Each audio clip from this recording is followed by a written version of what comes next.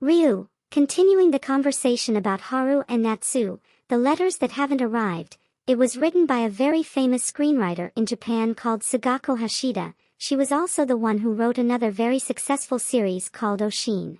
Oshin? My grandmother always talked about this soap opera. Yes, it is one of Sagako Hashida's best-known works. It's about a girl who lived at the beginning of the 20th century and went through a lot of hardships. She faced poverty and hard work since she was a child, and yet she never gave up. It is a very touching and overcoming story. Wow, poor Oshin. She was like another version of Haru and Natsu, right? Does everyone in Ms. Hashida's series have to suffer? Ha ha ha, it's true. She also became a symbol of perseverance in Japan. Because she writes stories that talk about the strong side of people, right? Exactly, Ryu. And another interesting thing is that this story was inspired by the life of Katsu Wada. She went through many challenges when she was young, facing financial difficulties, and ended up becoming a great businesswoman, creating a global supermarket chain called Yaohan. Wow, really? So Oshin managed to turn around, right? Yes, Katsu Wada used his determination and courage to create Yaohan, and that's what inspired Sagako Hashida to write the story of Oshin. Her life was an example of overcoming, just like in the series, and Yaohan's success was enormous, so much so that they expanded abroad, including with branches in Brazil. Well, I've never heard of Yaohan in Brazil. Of course, they began operations in Brazil in 1971 and closed less than 10 years later. In any case, Yaohan's time in Brazil was equally remarkable, and another interesting fact, Yaohan's jingle was also sung by Rosa Miyake, presenter of the program Imagens do Japão.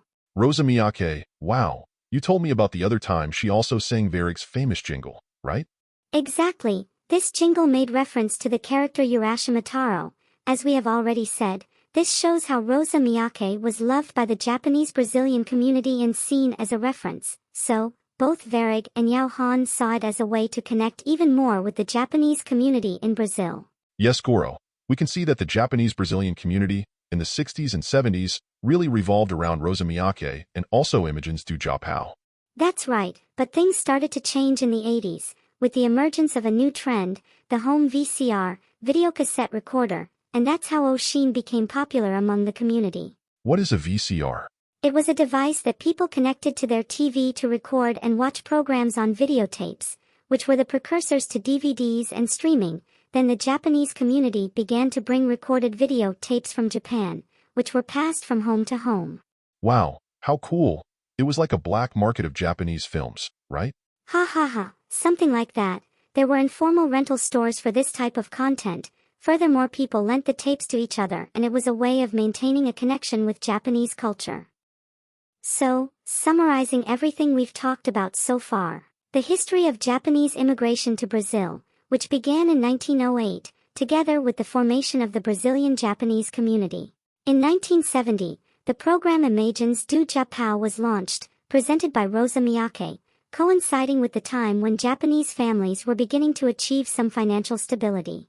Companies like Varig and Yaohan focused on this niche and used jingles sung by Rosa Miyake.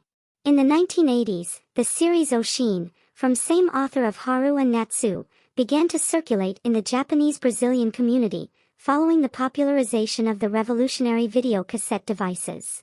The series Oshin was based on the story of the founder of the Yaohan group. The series Haru and Natsu, The Letters That Haven't Arrived, produced by NHK, was launched in Brazil in 2008, in the year of the centenary of Japanese immigration, marking the beginning of the popularization of Japanese culture in Brazil. Cool. This makes it easier to see how things are quite intertwined. Exactly, Ryu. And the dissemination of Japanese culture has grown exponentially. We have already talked about the aspects that have become better known, such as cuisine, music, manga, and anime, disseminated mainly in Japanese-Brazilian associations and through the involvement of a very specific group, young people. But I'll tell you more details about this in our next conversation. Okay, Goro. It's already written down in my notebook.